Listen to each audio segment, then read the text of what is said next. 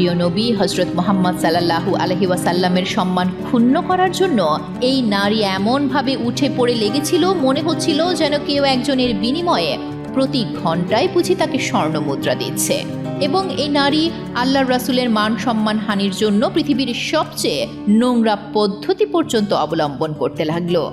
একদিন মক্কার বাজারে তিনি লোকদের জড়ো করে চিৎকার করে বললেন, মুহাম্মদ তো তার নিজের পরিবারকেই কষ্ট দিচ্ছে। অর্থাৎ আল্লাহর রাসূলের আদর্শকেই এই নারী প্রশ্নবিদ্ধ করে দেওয়ার চেষ্টা করছিলেন। অথচ সত্যটা ছিল পুরোপুরি এর বিপরীত। নবী মুহাম্মদ সাল্লাল্লাহু আলাইহি ওয়াসাল্লাম ছিলেন মক্কার সবচেয়ে সৎ এবং বিশ্বস্ত মানুষ। তা সত্ত্বেও উম্মে জামিল মিথ্যা দিয়ে তার সম্মান ধ্বংস করার চেষ্টা করতেন। উম্মে জামিলদের সবচেয়ে বড় শত্রু ছিল আসলে খাদিজা রাদিয়াল্লাহু তাআলা আনহা। আপনারা জানেন, হযরত খাদিজা রাদিয়াল্লাহু তাআলা আনহা আল্লাহর রাসূলের সর্বপ্রথম স্ত্রী ছিলেন।